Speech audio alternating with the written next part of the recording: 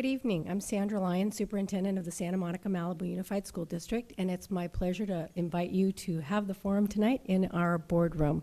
And I thought I'd introduce and welcome our district with an anecdote about one of our namesakes, Will Rogers, who, as we know, engaged in a lot of humor and some campaigning, and it seemed appropriate for the evening. In 1928, he ran a mock campaign for president, and he was on the anti-bunk party, and he was the bunkless candidate. He said that his only campaign promise was that if he was elected, he would resign.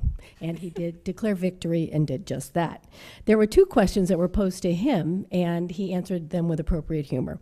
Asked what issues would motivate voters, he said at the time, prohibition, what's on your hip is bound to be on your mind. And asked if there should be presidential debates, he said yes, joint debate, in any joint you name. So welcome to our joint, the boardroom, for your forum this evening. We're glad to have you. Thank you, Sandy.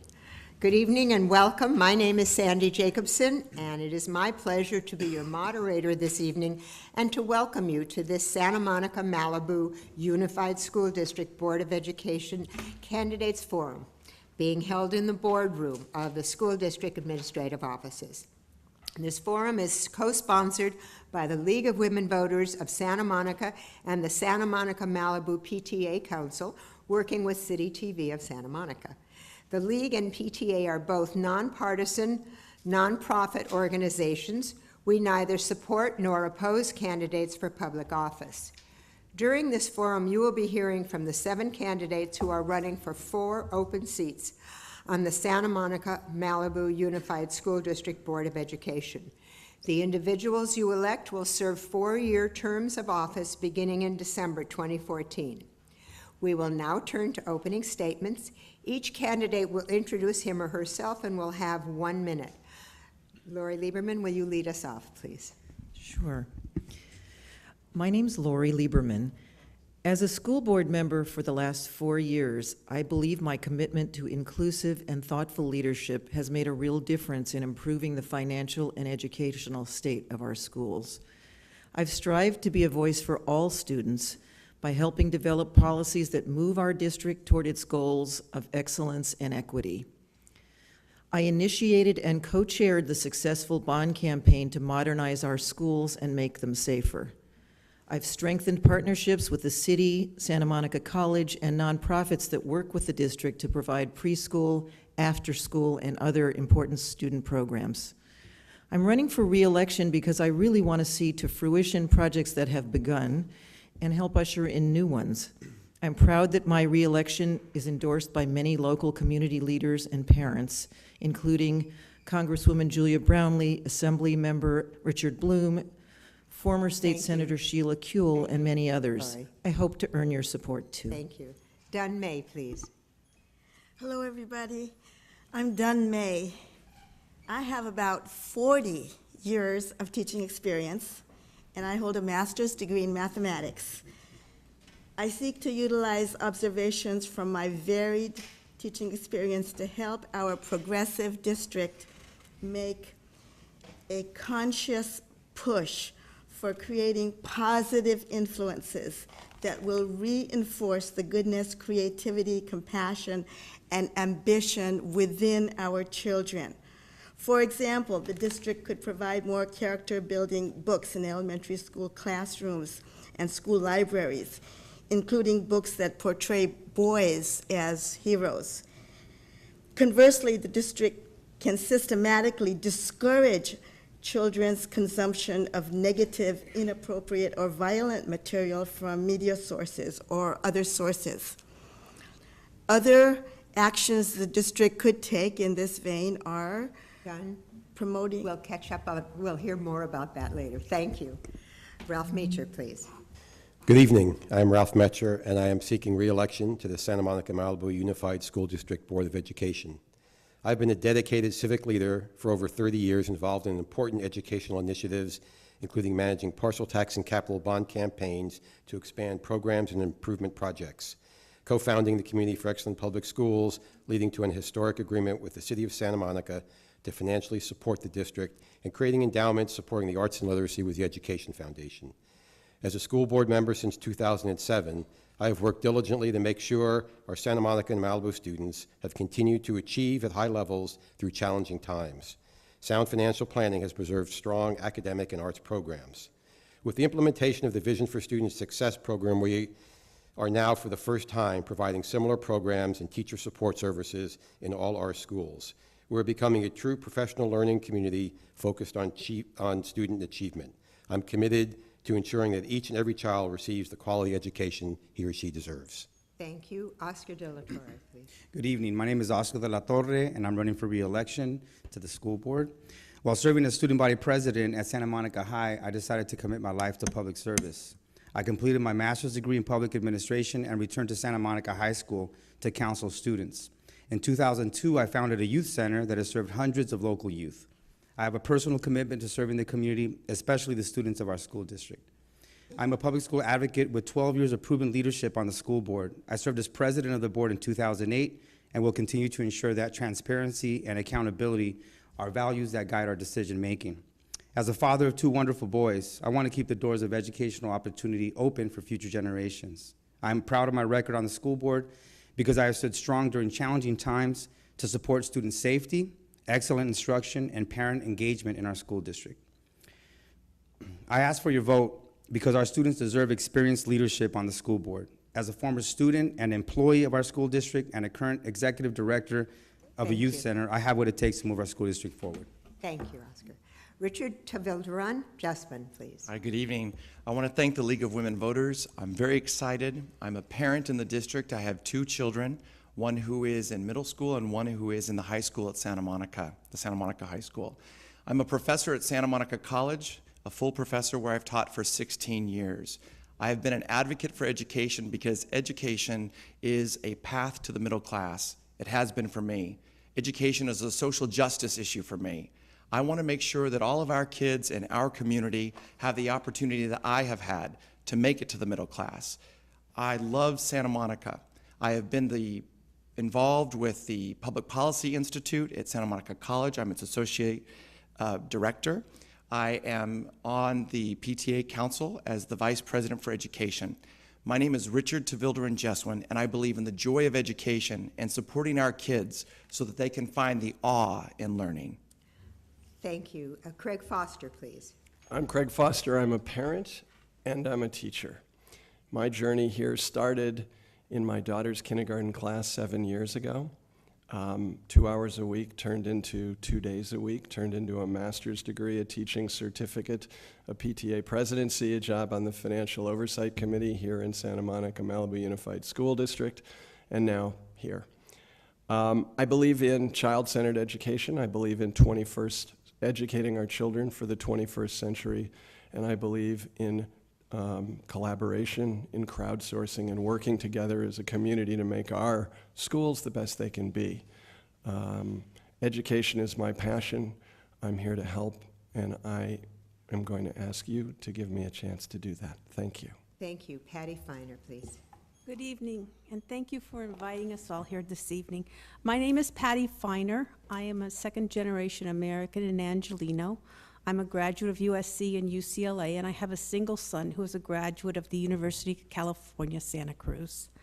I am running for this office because I believe that we need to address the Malibu issue, that we need to look at privatizing and outsourcing that the school board may be looking at, and also the paradigm shift that involves not only the Common Core, but technology. I'm currently doing and finishing up a master's degree in educational technology at the Widener University, and oh, I lost my train of thought. Well, your time was up anyway, so that worked out perfectly. All right, now I'm going to explain the format. Each candidate will be given the opportunity to answer a variety of questions with a maximum of 1 minute for each response. Questions during tonight's forum will be asked of the candidates in random order according to a blind matrix created by the League of Women Voters of Santa Monica Education Fund. We'll start with questions asked by representatives of the co-sponsoring organization, Representing the League of Women Voters of Santa Monica this evening is Joanne Levitt, past president, and representing the Santa Monica Malibu PTA Council is their president, Rochelle Finale. We'll then have a question that has been sent in by a member of the press. These questions will be answered by all 7 candidates. Following that, the remainder of the forum will include rounds during which all candidates answer the same question and rounds during which each candidate will answer a different question. To conclude the forum, each candidate will be given 90 seconds to comment, rebut, augment, or clarify any topic raised during the forum. Candidates will speak in reverse order of opening statements. And to our audience, we ask that you please hold your applause until the end of the forum, which will keep our proceedings impartial and allow us to ask as many questions as possible. So, turning to our panel questions, our first question will be asked by Joanne Levitt, past president of the League of Women Voters of Santa Monica. The League of Women Voters education positions at both the state and the national levels support an accessible, high-quality early childhood program for all children, enabling all to enter school ready to learn. How, policy-wise, can you encourage early learning programs in Santa Monica, Malibu to be better integrated into the K-12 system and into the local school culture? Thank you, Joanne. Ralph Metcher, please. A big supporter of early childhood education. I agree that students need to enter kindergarten ready to learn. I'm hopeful that sometime in the near future, either at the state level with the governor or by presidential action, federal level, that preschool will become part of our continuum, pre-K through 14 of public education. We have a variety of preschool programs in our district. They are funded from different sources and have different requirements for different programs. It's our intention, as we can acquire the financial resources, to have a preschool program that fits in with the rest of our curriculum.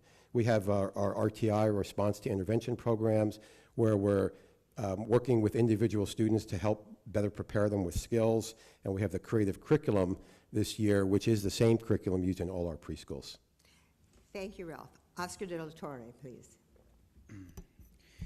I appreciate the question because I have a 4-year-old son. My son Fidel attends our preschool program here in our school district, as my son Oscar Jr. also attended. I believe that we needed a paradigm shift. We've been talking about K through 12 for many years, and I think being that we have one of the best community colleges in the state, that we should start talking about P through 16. So preschool to 16, meaning that from cradle to career, as the city of Santa Monica has talked about, that we provide ample opportunity, expand access and opportunity for students to learn from preschool all the way to bachelor's degree, which now with the new law that the governor has signed, we have that opportunity. I think there needs to be more alignment, though, between preschool and kindergarten. So we need to do a little bit better work of ensuring that students are well prepared once they get into kindergarten. And so my commitment has always been to ensure that happens. Thank you. Richard Tavildaran Jeswin, please. Thank you.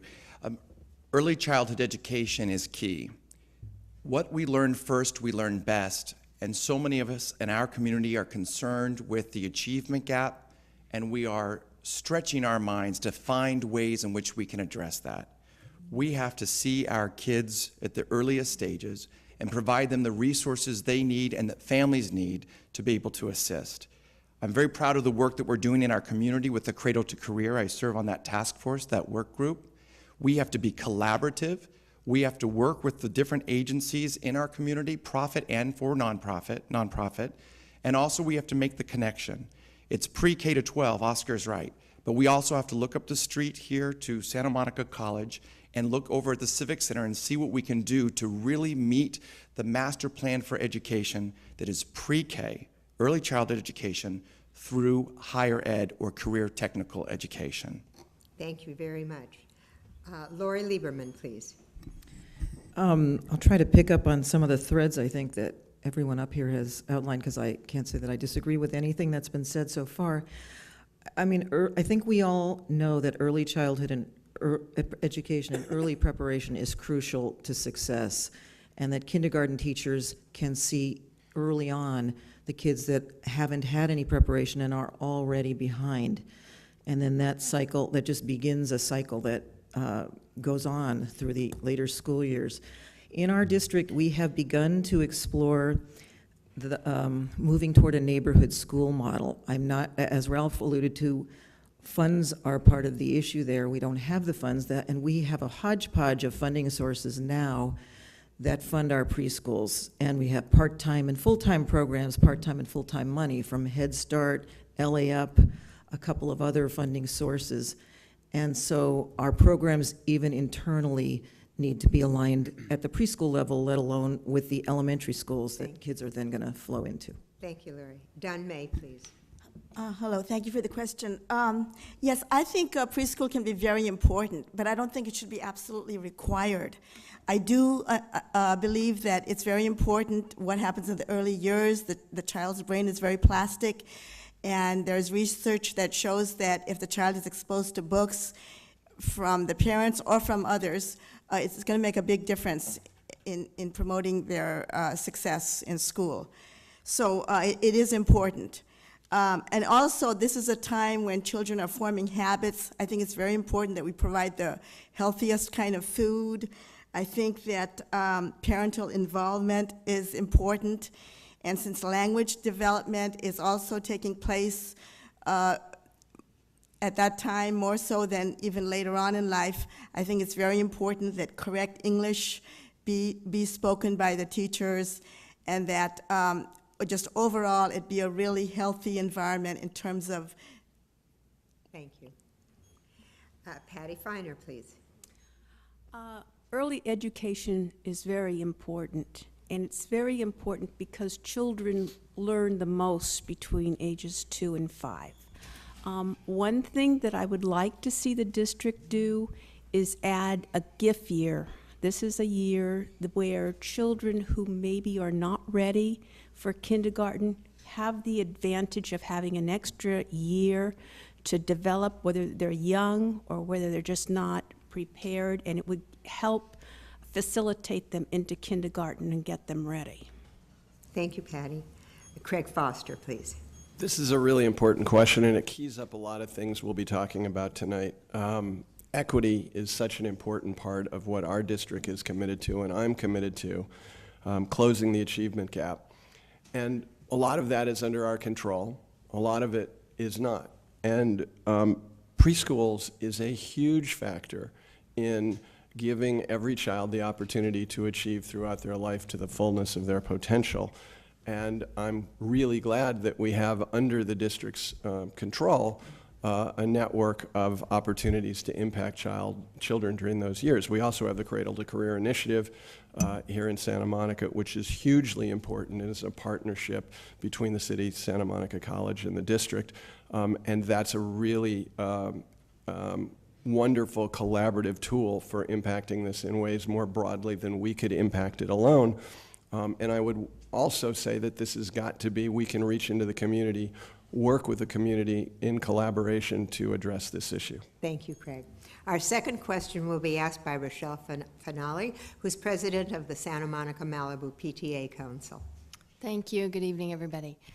Perhaps one of the single most exciting changes happening this year in our district is the complete rollout of the Common Core state standards in our classrooms. How do you feel the district can best support our teachers in the appropriate training and support to implement these new state standards? Thank you, Rochelle. Oscar De La Torre, please. Thank you for that question. I was very excited when the Common Core state standards rolled out, because this was an initiative that didn't come from the federal government, but the governments, from various states coming together to implement this policy change. And I think what we can do here in Santa Monica and what we've been working on is, one, to focus on class size reduction. So it's a priority for us in terms of our budget to ensure that we attempt to reduce class size to make a more manageable, student-to-teacher ratio happen, especially in schools of greatest need. So like John Adams Middle School will have a better ratio than other schools in our district because of the need that they have. The other thing that I think that's real important is professional development, and I believe that we should be collaborative in how we develop professional development to engage teachers, especially teachers who are working in our district for the first year, that there should be mentorship, development, and training so that teachers can succeed. Thank you. Dun May, please. Yes, thank you for the question. Common Core probably has a lot of very good aspects to it, but to be fair to all sides of the issue, there are people who are concerned about, certain issues regarding it. And I personally actually have seen some errors, logical errors, in one particular third grade workbook where they were explaining the fact that division can be thought of as repeated subtraction.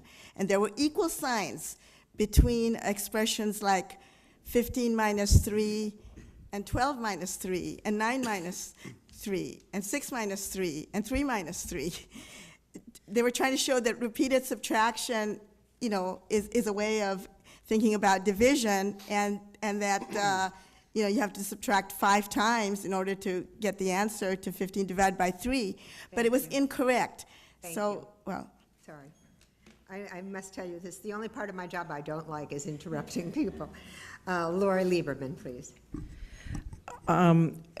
Given the newness of Common Core and the probably inadequate amount of money from the state for teacher training and how to implement Common Core, it's going to be a challenge. It is a challenge already, since Common Core standards begin in kindergarten and go through 12th grade in math and English language arts. We need to be committed to ongoing teacher training and augmenting and pushing for greater funding for continuing training. We need to take advantage of the professional learning communities that have been one of our superintendent's goals in our district, which are really beginning to take hold. Those present opportunities for teachers to share with each other what is and isn't working as we implement Common Core and anything else that they're doing. And we need to provide opportunities for teachers in different grade levels to meet together and, again, to share their approaches to Common Core. Thank you. Ralph Metcher, please. Sure. I'm excited about Common Core in our district. We've taken it seriously. We've worked with people even at the state level to develop the standards for math, and we're working hard on literacy. And we've developed curriculum maps so that teachers better understand how to implement it. Our teachers have been involved in professional development, exploring and training so that students end up with a deeper learning in their subjects. We utilized greater than $1 million that came through from the change of funding through the local control funding formula, and then the LCAP, the local control accountability plan, over $1 million to help prepare us to implement Common Core. It is exciting. It's an opportunity for our teachers to help our students, again, have deeper understanding of their subject matter. Thank you. Richard Tabilder Jessen, please. Sure. I am so committed to ensuring that our children have a love of learning and a joy of learning. And the exciting thing about Common Core is that we have 44 states in the country who've relied upon the experts, teachers, the men and women who are in our classrooms, talking with our students, and seeing what our kids need to succeed. So what I'm excited about in moving forward with the implementation is the good dialogue and the collaboration with teachers and the administrators and the men and women who work hard every single day to ensure that our children do well. One thing that I think we have to be really cautious of is that we have to do all we can from the public's point of view to support those teachers. The Vision for Student Success and professional development particularly, which we have taken a step down a road to support each other, is key to this. So if the question's about how we're going to support our teachers in the implementation, professional development is key, and reliance upon the men and women who are the experts spending each and every day with our children. Thank you.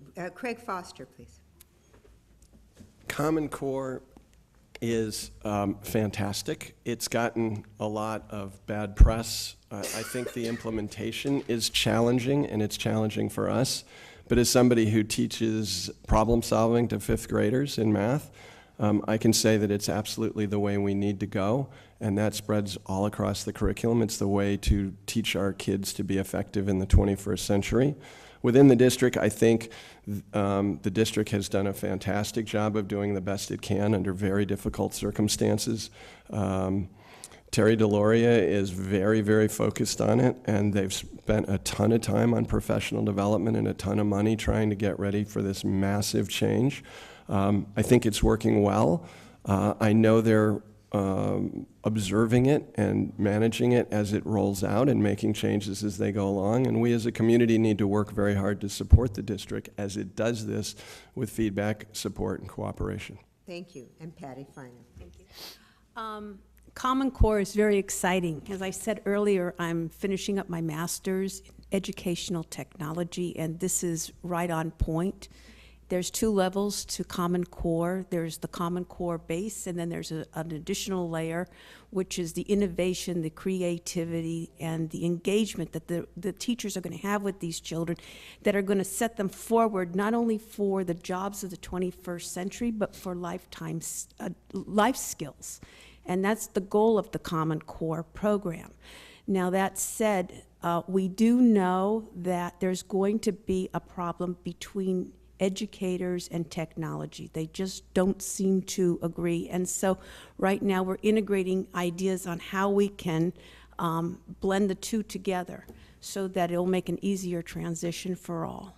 Thank you very much. Our third question was submitted by Daniel Larios of the Santa Monica Lookout. Sorry. That just shows how old I am. He was unable to be here this evening, so I'll be asking the question on his behalf. He asks, if elected, would you take any action on the claims that the Doubletree Hotel, which sits on school board property, is not paying additional rent under the current lease? If so, what action would you take? Dun-May, will you lead us off, please?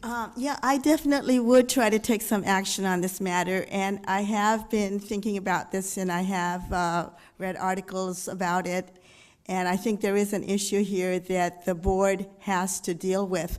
I know there have been a lot of closed session negotiations going on, which I've not been privy to. But my understanding is that an estoppel certificate was signed by the chief executive, the chief financial officer, and a lawyer that was hired by the district, stating that no rent would be paid to the district for anything before July of 2010 without sufficient evidence that no rent was owed. And I understand there is maybe some pressure from labor. Okay. Thank you. Thank you. It comes fast, doesn't it? Ralph Metcher, please. Sure. The Doubletree hotel does sit on district property. It's a lease that was written in the 1980s where a developer actually built the hotel, this complex here and another complex on Colorado. It has had 3 owners. It's a lease for 66 years. It has a base rent payment every year to the district, which is about $645,000. And it has the ability for additional net income to come to the district. However, the way the lease is written and deductions for improvements and mortgage payments and the like that the hotel is allowed to use in figuring this, there has not been any justifiable net income. So, in my opinion, we're not due additional net incomes. However, it's a long lease, and we have committed to reviewing the lease and seeing if there's a way to restructure it for the benefit of our students. Thank you, Ralph. Craig Foster, please. One of my focuses is focus, and I think what we need to be doing as a school district is focus on giving each and every child the best education we can do. Talking about the lease for the Doubletree Hotel is not on the critical path for readying our children for the 21st century. I think we as a district need to learn to address these issues early and address them well. The best solution that I have for the moment would be to get a highly respected third party to take a look at it, give advice to the district, have public discussion, and move on. Thank you. Thank you. Patty Finer, please.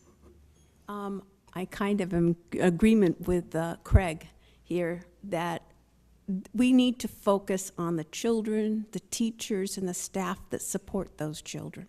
So I would recommend that we hire a third party to take a look at the lease and negotiate it as best they can. Thank you. Richard Tebelderon-Jespen, please. I really appreciate this question. Clearly, I don't sit on the Board of Education yet, so I'm not privy to the closed session conversations that have been had with regards to the legality of the existing lease.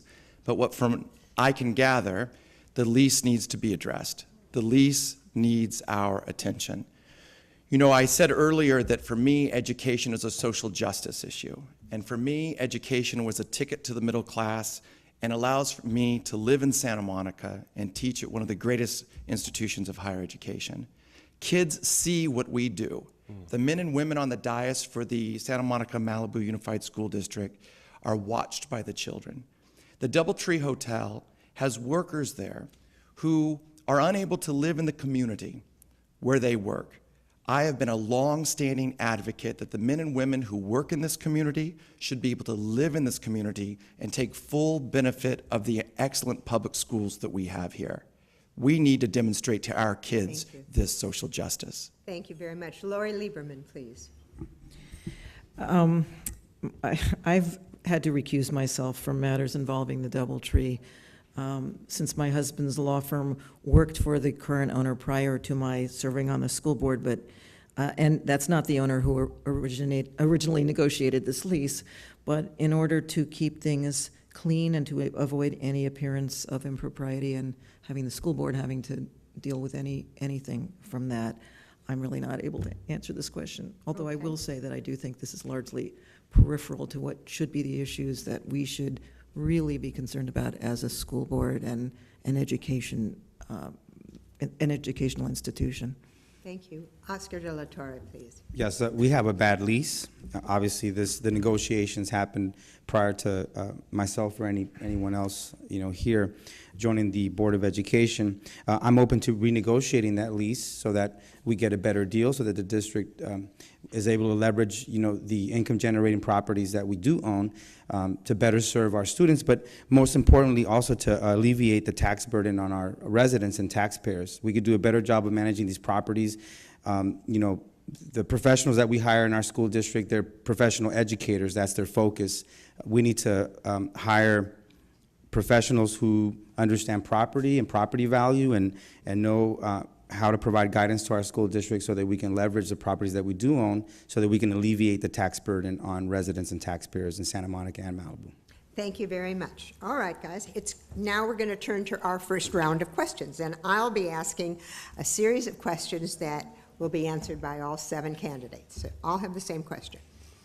The setup is, in comparison to many districts, our students have access to more educational opportunities in the arts than most, and have coherent leadership in the form of a district employee and staff. On the other hand, our athletic department has no position at the district level, is disjointed, and leaves many students on the sidelines. So the question is this: do you have a vision for the future of athletics in our district? How would your vision embrace the thousands of students who excel in sports, a program area which is underfunded at all levels? Craig Foster, you lead us off, please. All right. Our kids learn a lot of things in school. They learn math, they learn English, they learn language as they get older. They learn a lot from art. They learn a lot from participating in organized athletics. We need to support all of that. We need to support extracurricular academic activities, clubs that pursue that. And I think it would be very logical to pursue some sort of solution, particularly under VSS, right? This is a huge opportunity. One of the challenges for us, or one of the opportunities really for us moving forward, is to re-envision VSS as a much, much bigger part of how we can do amazing things in our district. So I would love to see this considered under a future plan for VSS as to how do we support a broad range of extracurriculars. I also think this is a great opportunity to partner even more with our cities in middle school athletics. Thank you, Craig. Richard Tabelderon, Justin, I knew I'd botch it. You did just fine, thank you. You know, I am so committed to retaining our kids. Retention is key. Closing the achievement gap is the work that I do at the college. It's the work that the men and women do pre-K-12 with the school district. Whether it's the arts, it's sports, or other extracurricular activities, we know that young people are seen and find coaches and individual grown-ups who see them and see potential for them. We need to do all we can. So if the sense of the community is that we're doing well in the arts, but we need to do more work with sports teams, then we have the brain trust here to do that.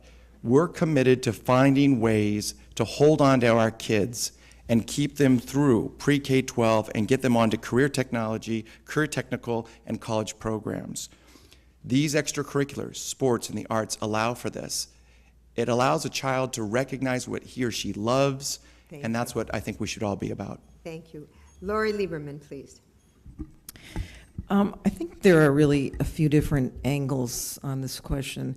One is simply, I think, the need to provide and to support greater exercise opportunities, the promotion of the value of exercise and playing sports from early on. And so I do think that's in part about partnering with other agencies and groups outside of our schools and using our school facilities as we do to allow for more of that. I also think that the other piece of the question has more to do with high school sports, I think, and maybe a little bit middle school sports, but high school sports. And we have been fortunate in that our community, both in Malibu and Santa Monica, have really dug deep and supported high school sports in an era where we're really not funded to the level that we need to provide as much as we would like to. Thank you, Lori. Oscar Del Torre, please. Yes, well, I was co-captain of the football team at Santa Monica High School, and I can say that sports and organized athletics played a great part in my life because it gave me a new identity, a sense of belonging. The coaching staff, you know, they work miracles on a shoestring budget, and I think that coaches get very little credit, you know, for keeping students engaged. I mean, for many of the students that played football with me, that was the reason why they went to school. You know, that was a very important part of their life, the camaraderie, the friendship, the support that we attained on you know, belonging to sports to sports teams is very important. I think what also needs to happen is, well, one thing I want to do in terms of the vision is I think we need to create a task force to look at athletics, but not just athletics, but well-being in general, because we need to expand opportunities for young people who aren't participating in you know, on teams, because not everybody, you know, and especially at the high school level, is very competitive. But what about intramural opportunities and co-ed opportunities? There should be a lot of opportunities for young people to engage in sports beyond just athletics. Thank you, Oscar. Patty Feiner, please. Sports is very important. I am a college admissions consultant. I tour colleges all over the country and study them. And when students come to me who are athletes, they're looking for schools that will accept them. Sports is a way for kids to release tension. I hear there's a lot of depression. I hear there's a lot of fear. I hear there's a lot of stress. And when kids are playing sports, they can release those, what do you want to call them? Hormones, enzymes, whatever, to calm themselves. And in life, you have to have balance. That's what makes for successful kids, is that they have balance between play and study and work and play. Thank you, Patty. Dun May, please. Yes, I think sports is important also, and I agree with most of what I've heard. But in all fairness, there are a lot of sports activities going on, especially at the high school level. You know, there's basketball, football, water polo, swimming, baseball, football, and so on. So we are not doing that badly, but we could be doing better. And again, the exercise aspect is important. Also, even the character building aspect could be involved, because coaches very often will encourage students and give them positive reinforcement to do their best and so on and so forth. So I think the coaches should be supported more. As we all know, there have been some recent firings, and this was a very controversial thing, and I hope that never happens again. And I think sports can also be introduced, maybe not in terms of actual sports, but just exercise can be introduced just even in elementary school classrooms as a break. Thank you, Don. Ralph Metcher, please. Thank you. Athletics are another area that the change of funding and loss of funding through Prop 13 that kind of was left on its own for a very long time. Parents have been great in supporting. At Santa Monica High School, I think we have 57 teams, but they do kind of run a bit of silos. There is an athletic director, but I do think it's time. I think the board agrees for us to take a look at having a more comprehensive athletic program at all our secondary schools. I was an AYSO coach for 10 years, and I know that the girls that I worked with, developed self-confidence, teamwork, cooperation. They stopped me in the street, wherever 10 years later and just say, hey, coach. So the value of athletics is great, and it's what gets some kids to come to school every day. So we need to take a better approach. Thank you, Ralph. So we've received a number of questions regarding the PCB issue, which I guess is some bad chemical stuff, at 2 of our schools. So we've combined them into one question for all 7 candidates. As you know, the issue of PCBs in school buildings has become a high visibility issue in Malibu. Based on the construction history and age of the school buildings throughout the district's environmental science consultant is preparing a comprehensive PCB-related building materials inspection, management and removal plan. I thought I'd finished it. Management and removal plan in coordination with the U.S. Environmental Protection Agency, which would address all district school buildings constructed between 1950 and 1980 when these materials were commonly used. The question is, what do you as a candidate for the Board of Education and potential school board member want to say to the parents of Malibu High and Cabrillo Elementary specifically? What do you want to say to the parents of the school district as a whole? Richard Tavildarun-Jeswin, please.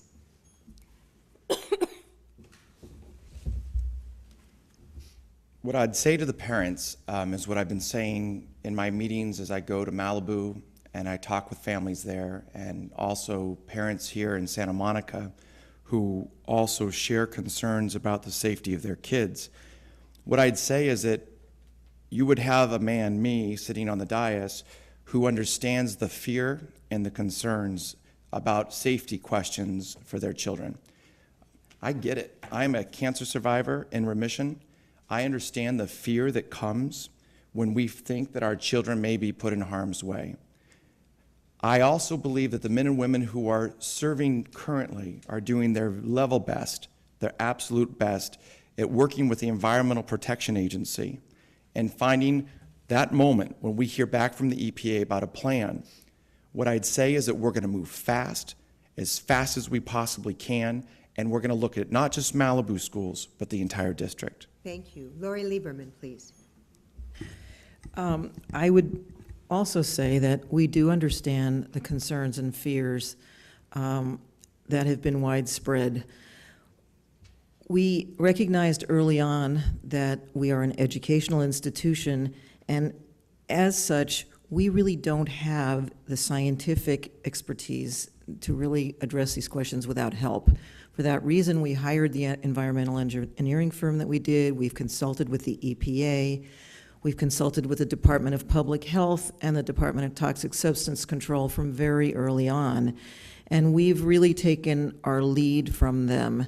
They have guided the decisions we've made about what to test. We have tested the air and the dust because those, as we've been told by the EPA, are the routes of exposure, and that's where we need to make sure that our students and staff are safe and are not being exposed to anything unduly.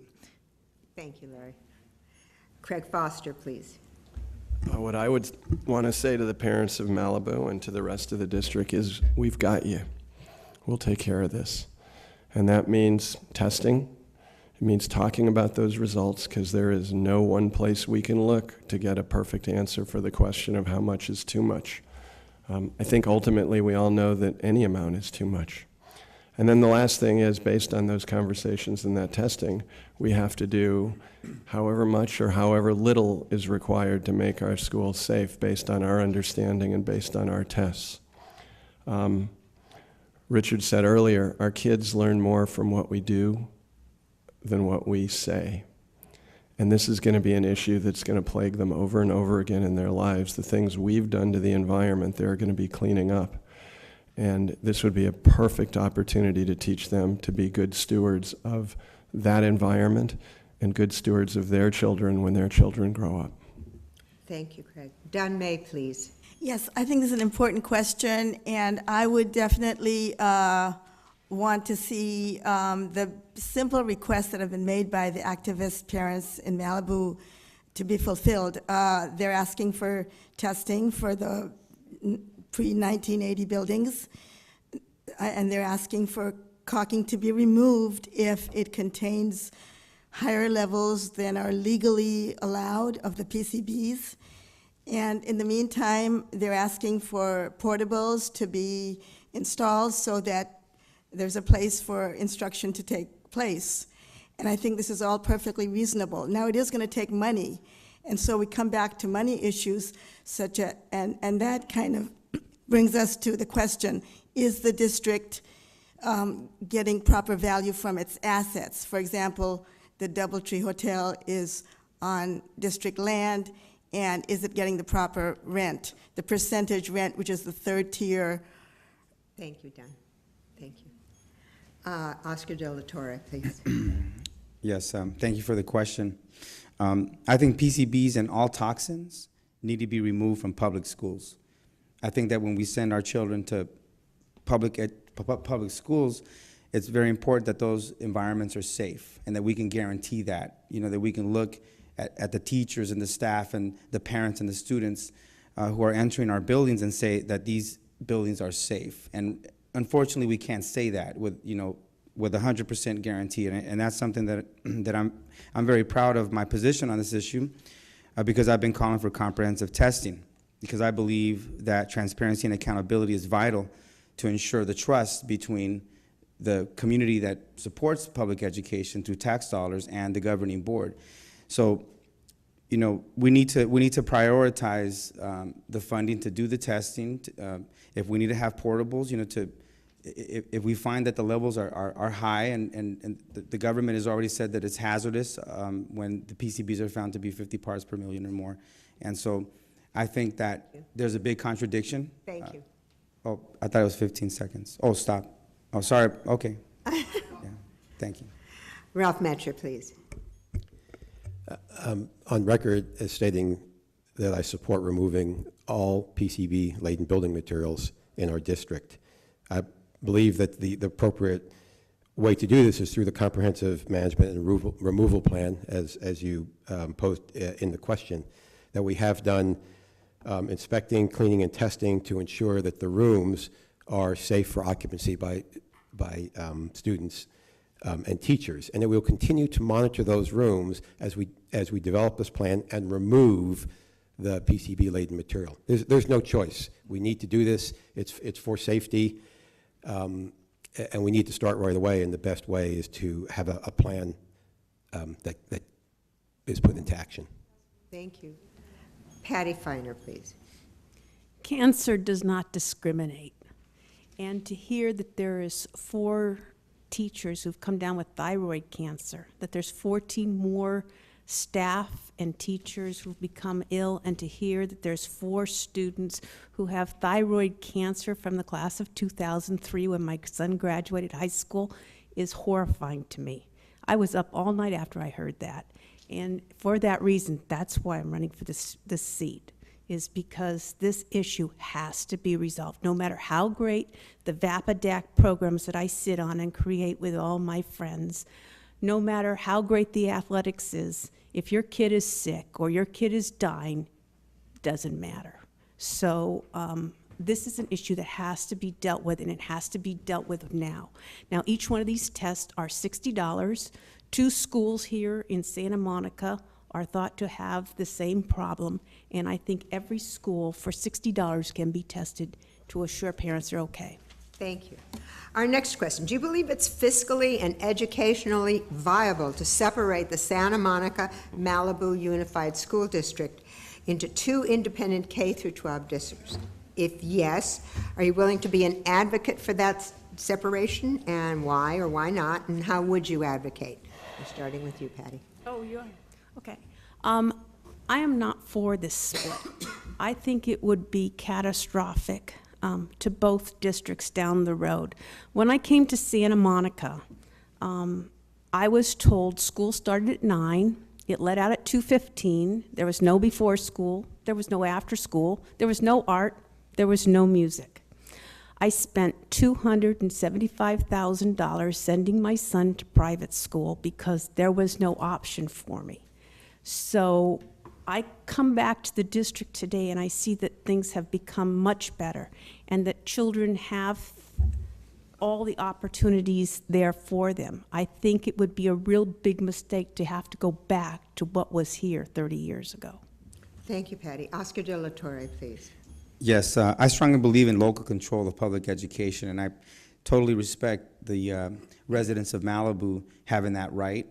And I'm open to it. There's a lot of details that need to be worked out. You know, we have parcel taxes and bonds and a lot of things that we're in the process right now through the Financial Oversight Committee. The board has directed the Financial Oversight Committee to look into these issues so that we can look at the feasibility of separating, what's called unification, you know.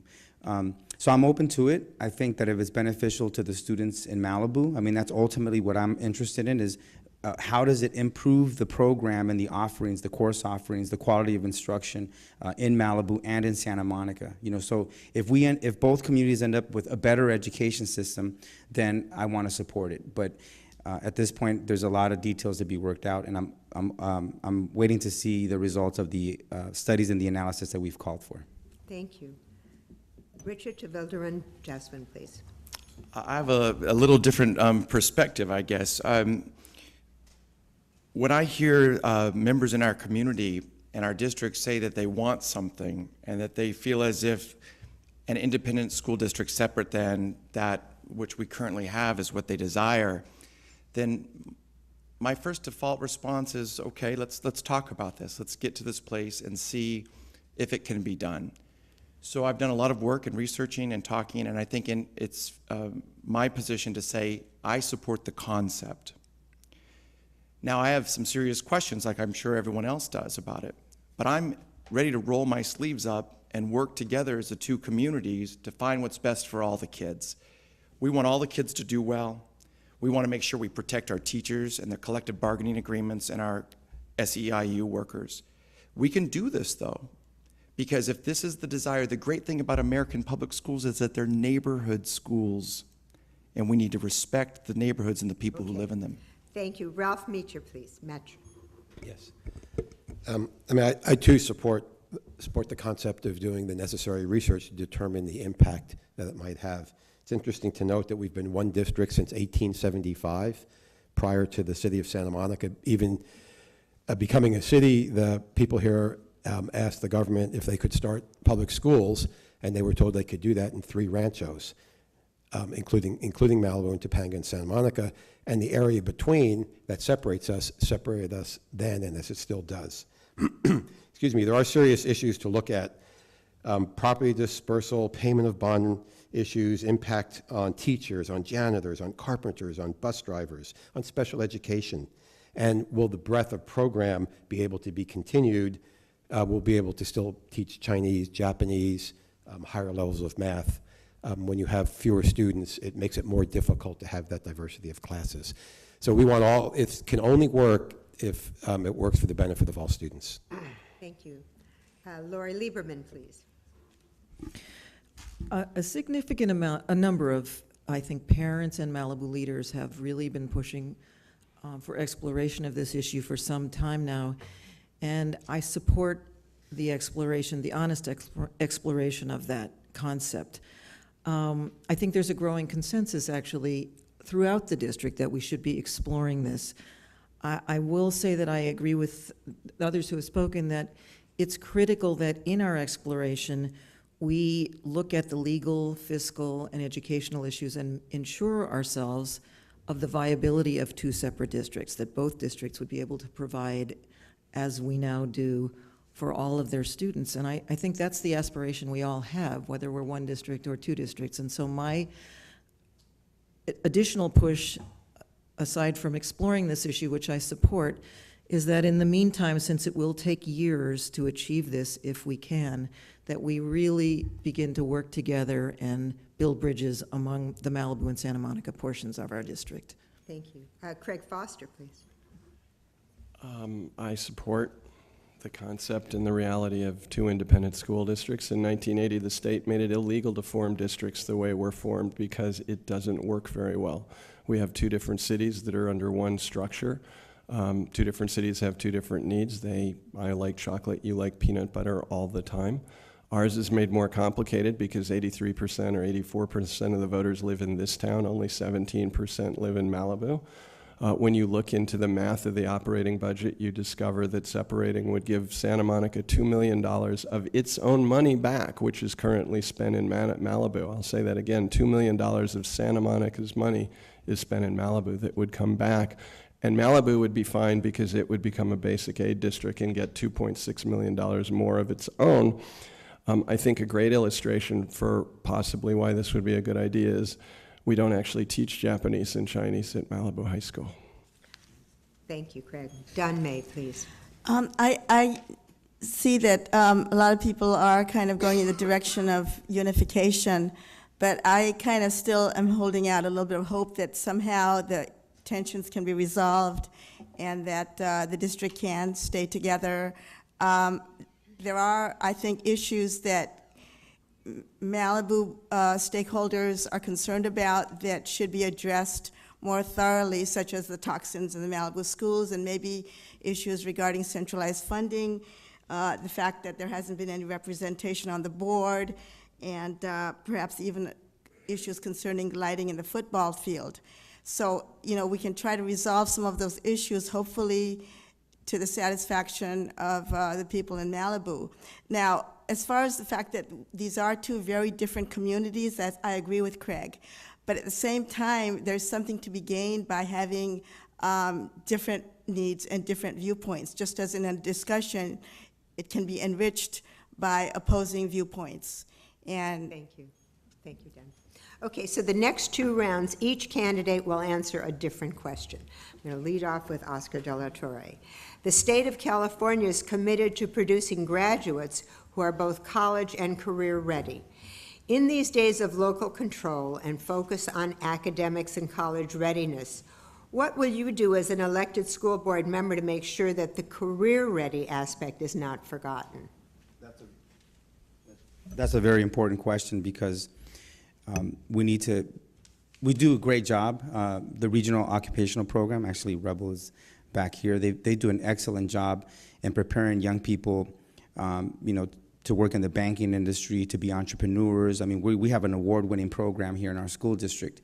I think one area that we can really grow in is with the Cradle to Career initiative that I was a part of leading here in the city of Santa Monica, to ensure that we provide ample opportunity for young people to either go the college route or to enter a trade and really a pathway to employment. I mean, my wife who's running for the college board, we've been talking about this, how we have this vision to ensure that the young people of our community, if they choose to go to college, they'll be well prepared, but if they go into the high-tech industry where they can get really good paying jobs, that we should be doing our best and working in partnership with our school district, Santa Monica College, and the city to make sure that happens. Thank you. Craig Foster, do you agree that the programs funded through contributions to our Education Foundation are critical to the quality of our students' education? And if so, are you committed to supporting the current policy to ensure all students have access to them? Yeah, absolutely. It's more than that, really. This is a huge opportunity for the district going forward. There's so much more we need to do. Our state funding, as I think everybody knows by now, is somewhere between 47th and 49th in the country, depending on how you look at it. And the only way we're going to be able to offer the kind of programs that we need to prepare our kids for the 21st century, to give them the child-centered education we all want them to have, to give them athletics, to give them art, to give them academic club experiences. The only way we can do that is by banding together as a community and raising not $4 million, not $8 million, but a lot more than that over time. We need to, I've talked about collaboration, we need to find partnerships in the community. There are plenty of people out there who have partnerships where they can provide services, academic programs, academic ideas. There's so many people we can partner with around the country by making ourselves that district that is doing those wonderful things. Thank you, Craig. Dunn May, people in education are always looking for money. At some point, people cannot pay anymore, yet Santa Monica wants to keep the state-of-the-art programs. Do you believe that the Santa Monica schools should look at the possibility of becoming charter schools to help address this issue? Do you mean like some of the schools should become charter schools? Is that what is meant here? That the whole Santa Monica school system, Okay. maybe not every single one, but a large part. It might be a good idea to see how it goes for one or two schools to give them that opportunity to have more control, to make their own decisions and see if they do better. Maybe they can be given freedom as far as what the curriculum is, and maybe they can have more freedom to modify the Common Core curriculum and do whatever they think is best for students. And then we can see if the outcome is better for the charter schools as opposed to the regular public schools.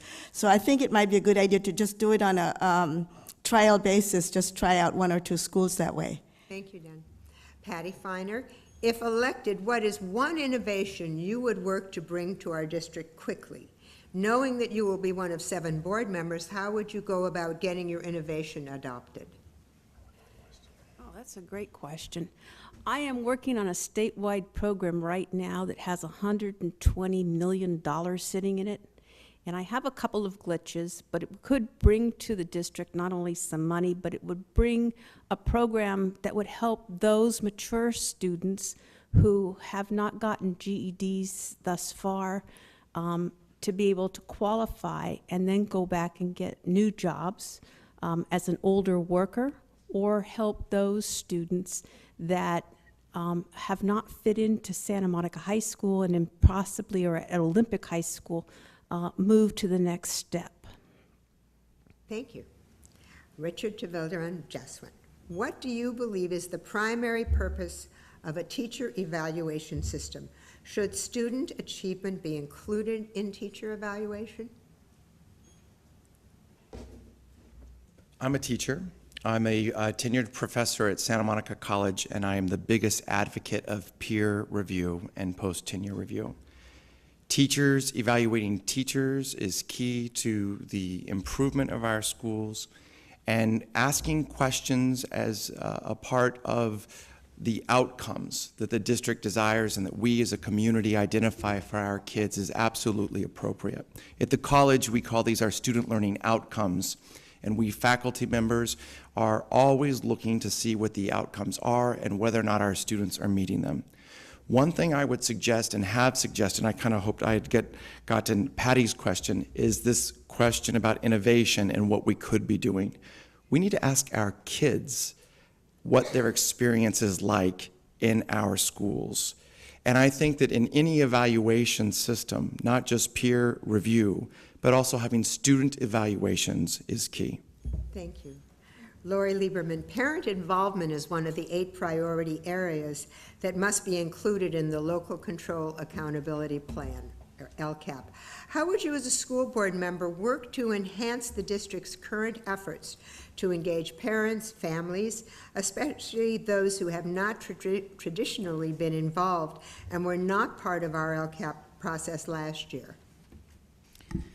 That's a great question, and and an important question, particularly as we try to work with kids who come to the district with greater challenges. And I will say that one of the programs that has been instituted by the PTA in the last year or two, which I believe is called, Rochelle, help me, School Smarts, is geared towards this and has, in fact, I think, been a successful beginning and in making inroads into parents who have not traditionally been involved in our schools and getting them involved in small ways. The issue is really not so much do they come and sell cookies or work in the library. It's really how do they get involved with their own kids' education in the limited time that they may have, and how do we keep them informed about all the opportunities that for their children, all the additional things that they might not know about, like tutoring, after-school programs, and how do they keep in touch with the school? Thank you, Laura. Ralph Metcher, the Youth Wellbeing Report Card documents that only 18% of the school district students who entered SMC as freshmen placed into college-level English and math. The question is, what is the school district's role in increasing student preparedness for college? It's an excellent question.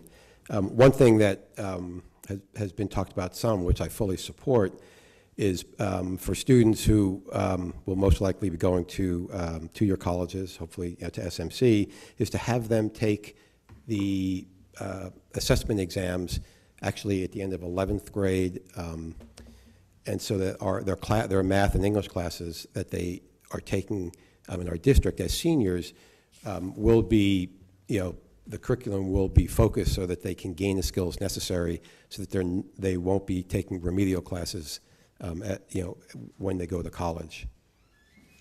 It's one way of moving students up to being prepared and being successful, which is the most important part. But they have to feel that they can do the work, and they have to have the support. And I also believe that we should be providing support for our students who go to Santa Monica College on a continual basis so that they can then transfer to four-year colleges. Thank you. Okay, so for this round, each one of you will answer a different question, same as before. Craig Foster, the job of the school board is to set policy, which the superintendent must then be held accountable for implementing.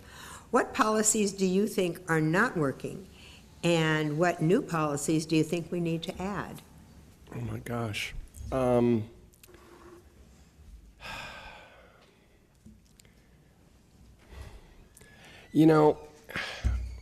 One of the things that's tricky when you run for office is everybody wants to know, what are you going to do? What are you going to implement that's going to change the world and make every child go to Harvard?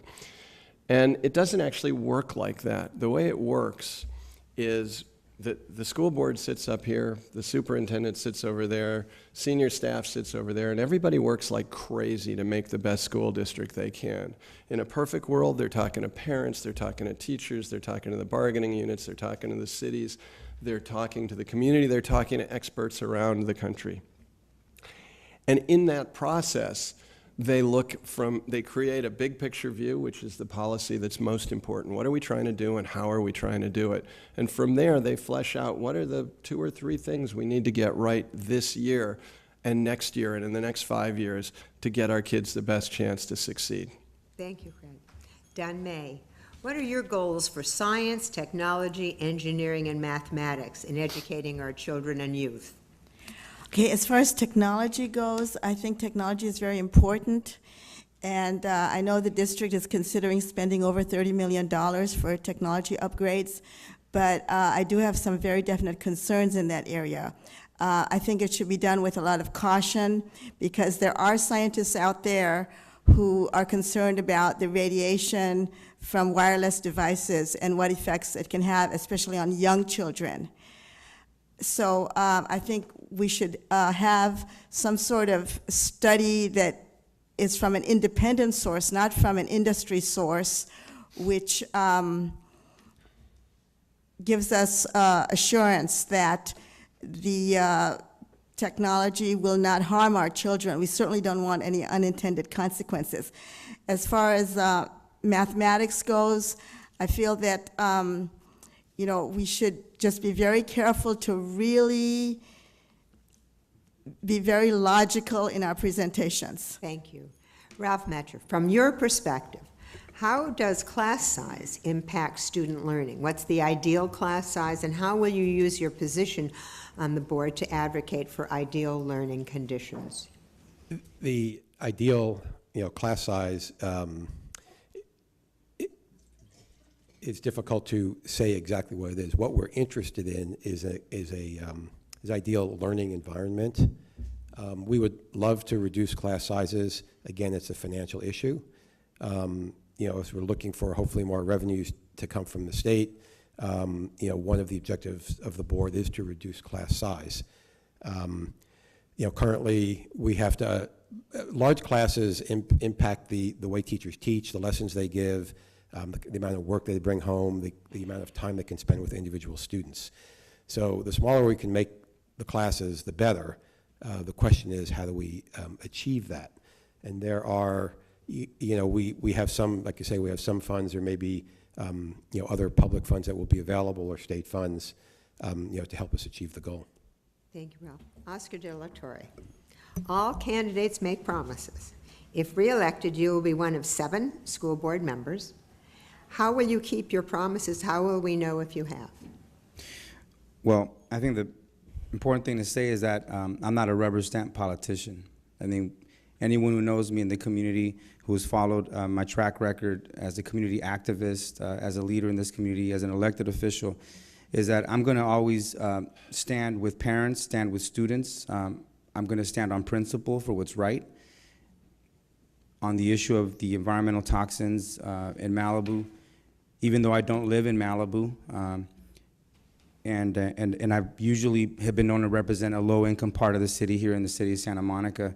When I hear that people feel marginalized, or I feel that the government is not responding to their needs and not being transparent, I'm going to stand for transparency and accountability. When parents in our school district were being forced to sign gag orders to receive services in the special education department, I was one of the first board members that stood with parents, and we made some significant changes in the special education, and the system is a lot better. So I'm hoping that that'll happen in everything that I get involved in. Thank you. Richard Tevilderin Jeswin. Describe your understanding of the differences between being an advocate and being a member of a governing board.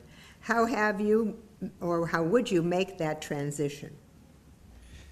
I've been an advocate for public education since I was 18 years old, when I first ran for school board as a graduate in Castro Valley Unified School District. I've been an advocate for education through my undergraduate work, my master's degree work, and my doctoral work, and I chose to be a community college professor because the late June Jordan convinced me that I needed to be in the trenches where people need education most. And so I chose a career at Santa Monica College. Actually, I won the lottery and I got to work at Santa Monica College, which is an incredible institution. And I get to work every single day and advocate every single day for the life chances and opportunities for young people. When you hear me talk about wanting young people to love education and to be able to discover themselves, that joy, that awe, that's what you're going to get. And I'm not going to make the distinction between advocate and someone who's on the board. I'm running because I want to have this seat so I can do even greater advocacy for the kids in our district. Thank you. Lori Lieberman. The board and parents have been through much heated debate over the past few years regarding the board's newly implemented policy of centralized fundraising. Please discuss your views on the role of private funding in public education as applied to our school district over the short and long term and under varied economic conditions. Well, as most people are fully aware, our state does not fund public schools adequately. So as a result, we've been fortunate in our district to have incredibly generous voters who have repeatedly passed bond measures and parcel taxes and other local measures to support schools. In addition to all those voter-passed well, I'm even not to private fundraising adds then a little bit more to our capacity to serve our kids. And this made me nervous because she finished before I could even get to my point. So I'm sorry. I'll save Well, it you for- have it, yeah, you have it in your closing remarks. Patty Finer. Would you support expanding second language offerings in the SMMUSD curriculum? If no, why not? If yes, what would your vision for district students be? Foreign language is very important.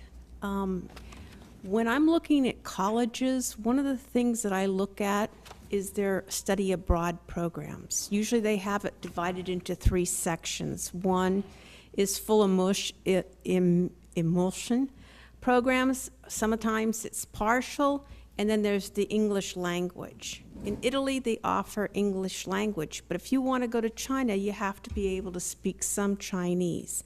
Unless you want to go to a remote place where maybe you can find somebody who will teach you in English.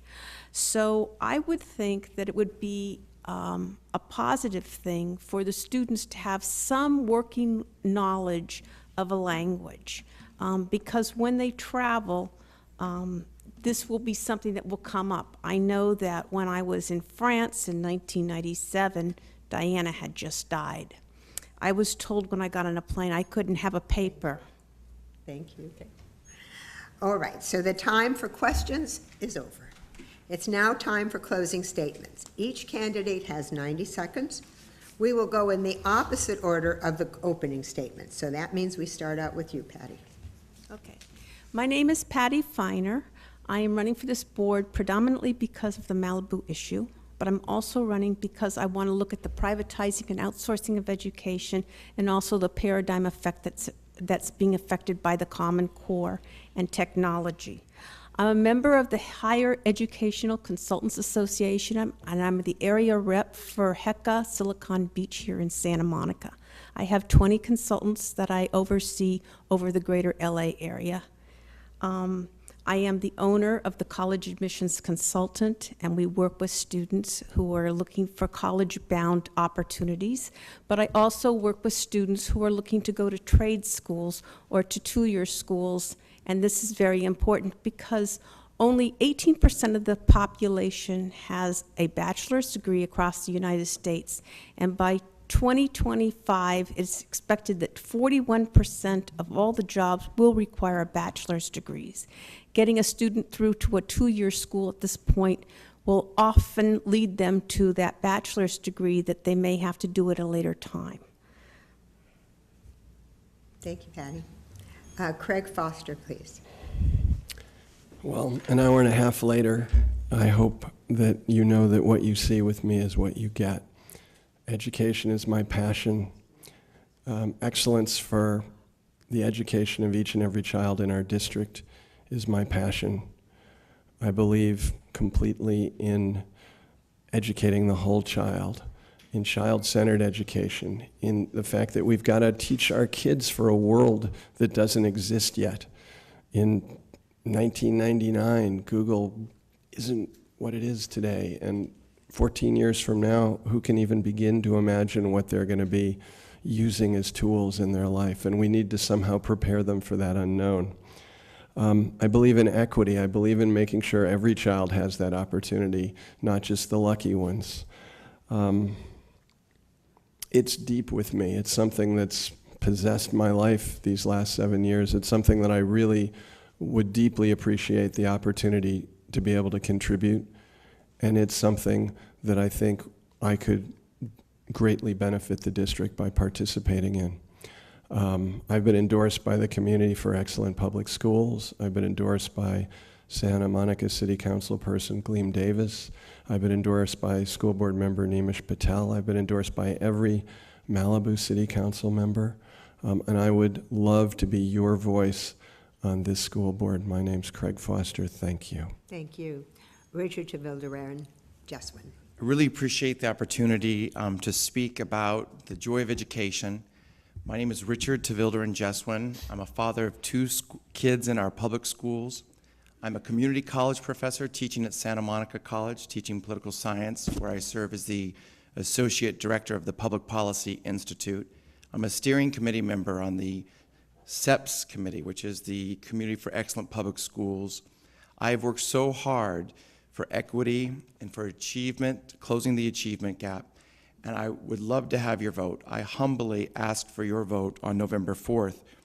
For me, it's about seeing the way we can help children. It's about finding that joy of education and not expecting children to always come to us. Creating programs and curriculum that reach the needs of the child and allows multiple pathways for success.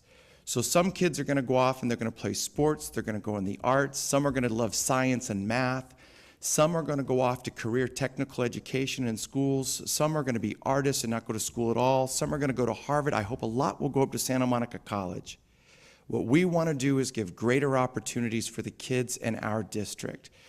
I'm that person who can be the open, transparent, collaborative, making solutions together guy. My name is Richard Tavildren Jeswin, the longest name on the ballot. I hope to have your vote November 4th.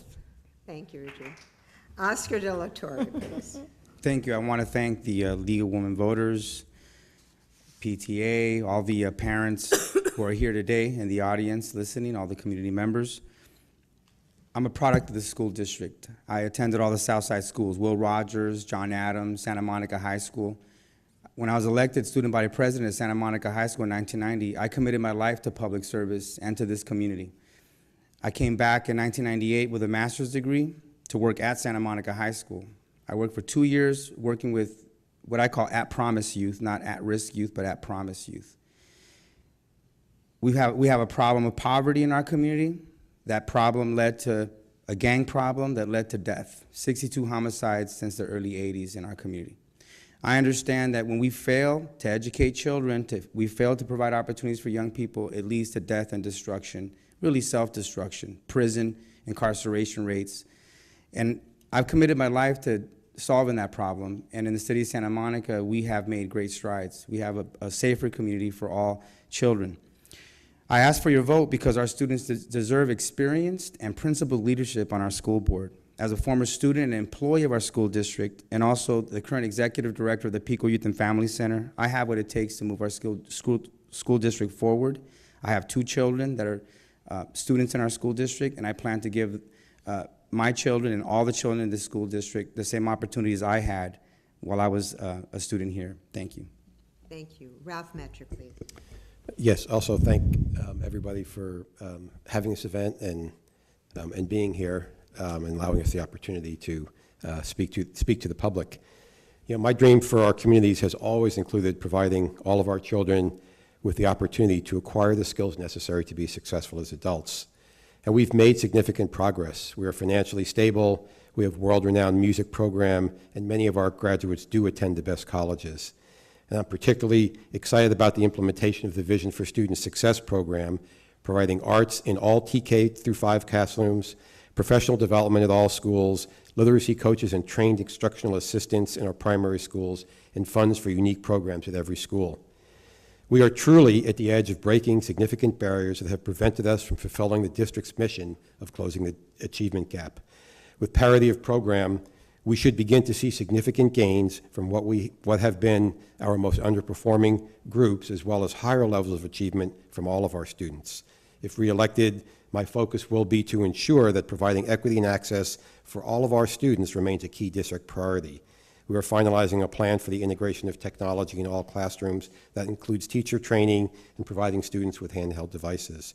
We're working to create secure pathways to 4-year colleges for economically disadvantaged students. We will be building a new set of buildings and planning for the complete reinvention of Santa Monica High School. I'm supported by all our local unions and many local leaders in education and government. Thank you. Thank you. Dun May, please. Yes, thank you for this opportunity. And again, my name is Dun May, and I want to say that I feel I have a really unique contribution to make. I have been teaching in K through 12 for about 40 years, which is a lot longer than anybody else teaching, at least at that grade level, probably at any grade level that's up on the dais here. And I have a sort of a perspective that is unique. And just like the Parents Television Council is trying to promote positive things on television, I would like to promote positive things if I get elected to the school board. I think there are a lot of simple things we can do. Now, I also want to collaborate with my colleagues on the school board if I get elected and work on all the regular issues. You know, and I know there are many deep regular issues, financial issues, legal issues, and so on. And I'm certainly willing to do my part in that way. But I think there are a lot of simple things we overlook. It is true that what children see affects them, what they hear affects them. If noises are too loud, it can affect their hearing. I mean, there are things in our environment that we can correct, and that we should, you know, just have maybe a moment of silence, as is being done in 19 states, and we can empower kids to think for themselves, like just by having, you know, stories such as The Emperor's New Clothes being reinstituted into our curriculum. Thank you, Don. Thank you. Lori Lieberman, please. I want to first reiterate my deep commitment to our school district and to public education generally. Public schools, to me, should be places where students from all income levels and backgrounds come together and are provided with the highest quality of education we can offer so that they can all go into the world with the tools to succeed. I've been committed to finding the best ways to give teachers the supports they need to meet the needs of all students. And that includes those who are not yet achieving at grade level, and those who need extra challenges because they're ahead of grade level, and all those students who fall in between. My daughter, a graduate of our schools, is now in her first year as a second grade teacher, and so I hear every day about the challenges that teachers face in the classroom, and they are infinite. As candidates, we've been asked to respond to a number of concerns, ranging from how can we close the achievement gap, how do we improve school climate, should we separate into 2 districts, and a host of other worthy concerns. I've been working for 4 years to provide strong, thoughtful, inclusive, and collaborative leadership on looking at the many issues we face. I've played a leadership role in augmenting district revenues in the face of inadequate state funding. I hope to continue working on all these issues and to work with all of you and the entire Santa Monica Malibu community to keep pursuing our goal of excellence and equity. Thank you, Lori. It's now time we can thank our candidates. Let's give them a big hand. On behalf of the League of Women Voters of Santa Monica Education Fund and the Santa Monica Malibu PTA Council, I want to thank all of you for taking part in this candidates forum and for stepping forward to run for office. This forum will be replayed multiple times on City TV, Santa Monica City TV Channel 16 and Channel 99. For a schedule of replay times, we invite you to go online to smvote.org. And for more information on both local and state elections, check out Smart Voter at smartvoter.org. We also want to thank you, the audience and the viewers, for your interest. It takes all of us to make democracy work. Remember, cast your vote by mail or go to the polls and vote on November 4th. Elections are won by those who vote. Thank you.